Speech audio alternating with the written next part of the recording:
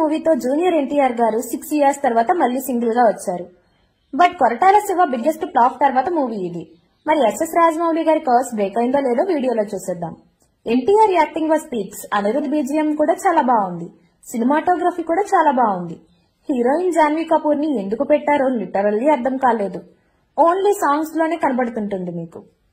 Tom choco character కూడా use లేదు. Pan India కోసం బాలీవుడ్ నుంచి విలన్స్ ని తెచ్చే బదులు మన వాళ్ళని విలన్స్ గా పెడితే బాగుంటుంది.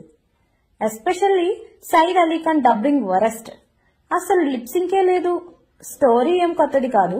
Cinema only junior NTR and BGM కోసం మాత్రమే చూడొచ్చు. ఎండింగ్ ట్విస్ట్ అంత గ్రేట్ గా ఏమీ లేదు. సో పార్ట్ 2 కూడా అవసరం లేదని అనిపిస్తుంది. యాక్షన్ సీక్వెన్స్ కూడా బాగానే ఉన్నాయి. విఎఫ్ఎక్స్ ఇంకా బెటర్ గా చేసుకోవచ్చు. One time watchable movie.